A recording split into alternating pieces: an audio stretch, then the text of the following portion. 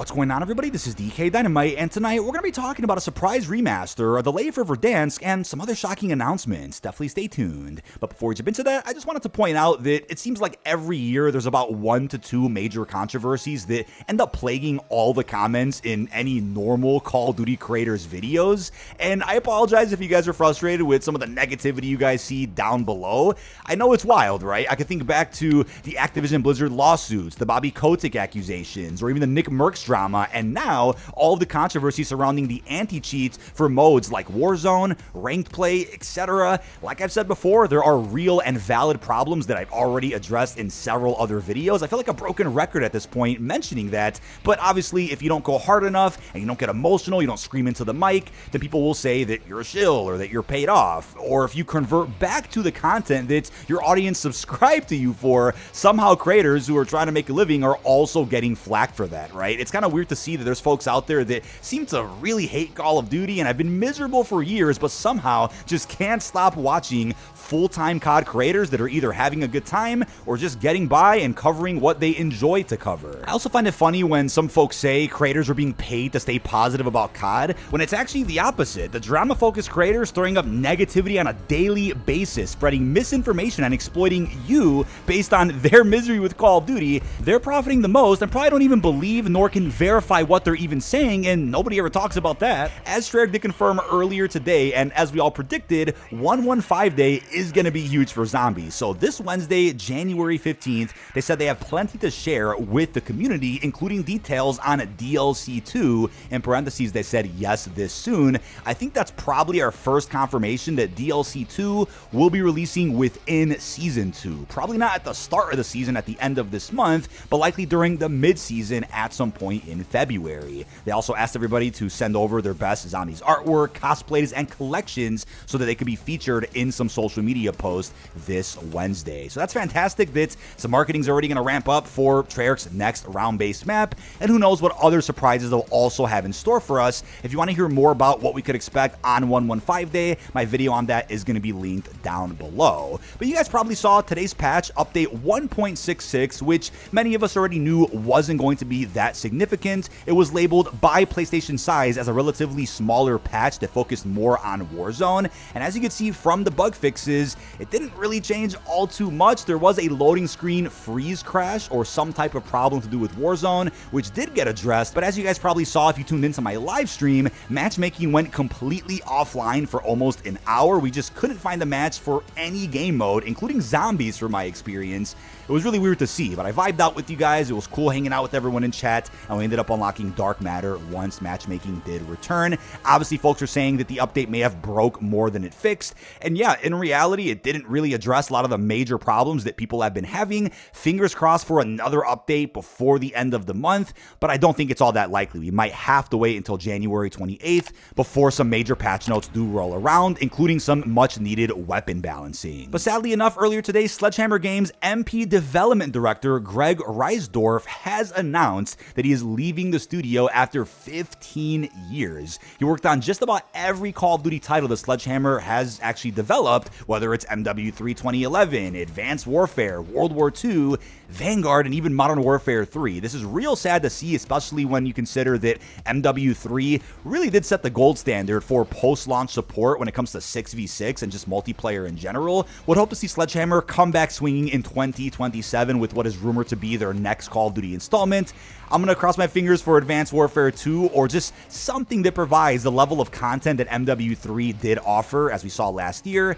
Wishing the best for Greg and, of course, Sledgehammer Games during this transition. But about a week and a half ago, I made a video talking about the Black Ops 6 Verdansk update because people out there, I feel like, haven't really discussed the return of this map all that much following COD Next. At the COD Next broadcast, it was confirmed that the map is going to be returning in spring 2025, and if you look at exactly when spring officially begins, it's actually after the 5-year anniversary point of OG Warzone, which would be around March 10th. So I was thinking, all right, if it is going to release for the 5-year anniversary of OG Warzone, that would technically still be a Season 2 release, a very late Season 2 release, but I think at this point, with confirmation that it's releasing in spring, it's more than likely going to be a launch experience for Season 3, and I left it at that. But earlier today, it was reported by the Ghost of Hope and Insider Gaming that Verdansk apparently isn't going to be released releasing until the 3rd season. And while it is concerning for folks out there that are focused just on Warzone or want a new map to play Battle Royale ranked on,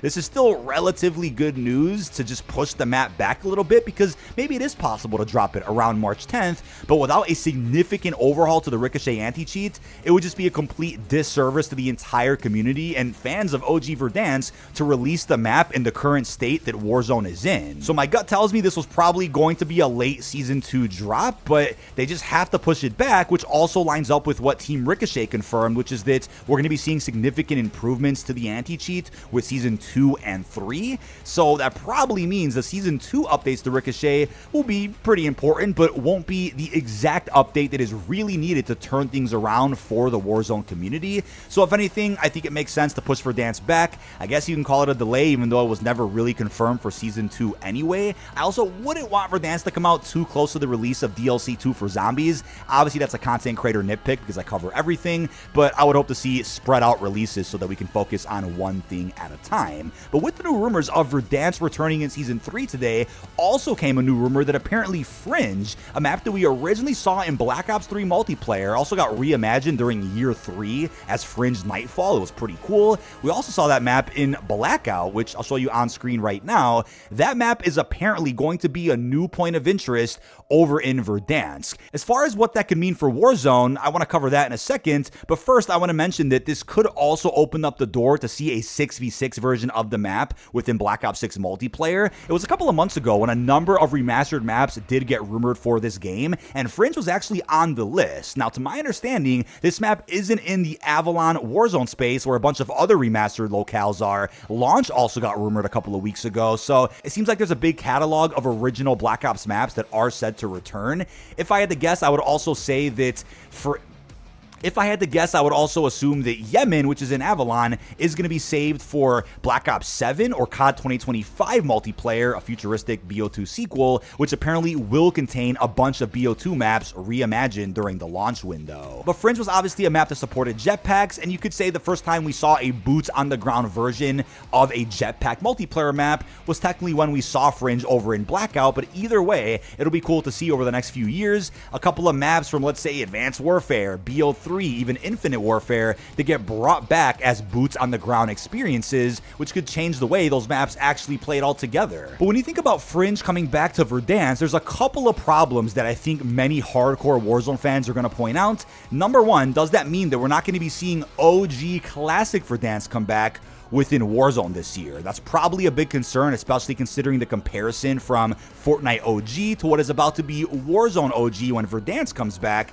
The thing is, right, it's kind of just bad timing. Verdansk, or the 5-year anniversary of Warzone, is happening within a Black Ops year. So you kind of want some type of Black Ops influence on the map so that it makes sense to release during a Treyarch year, but this also opens up the door again to a discussion about just separating Warzone from premium COD so that it could celebrate things like this without interfering with what developer is leading the way for that year. In this case, it's Black Ops. You may end up seeing red doors. You may see new POIs in Verdansk, and that will obviously spark up controversy saying that it's not the classic Verdansk everybody knows and loves. Either way, it's not going to play exactly how original Verdansk did, considering the new weapons and movement and other quality of life features. But when you start talking about other POIs, that might open up a can of worms. I personally don't mind seeing extra POIs added to Verdansk, especially after the map comes out, but if you remember, Verdansk 84 during Cold War cycle did also have Summit and some other POIs that weren't in the original map. It's really a damned if you do, damned if you don't scenario with bringing back Verdansk, because you bring it back, you leave it as a classic MW19 Season 5 Verdansk, you're gonna have folks complaining that it doesn't play the same, and it's not the same feeling they had when they played it during COVID. And then you'll also have people upset if they don't bring Verdansk back, but then what do you do with the map when, let's say, Avalon gets added in? Do you finally have a rotation of 2 big BR maps at once?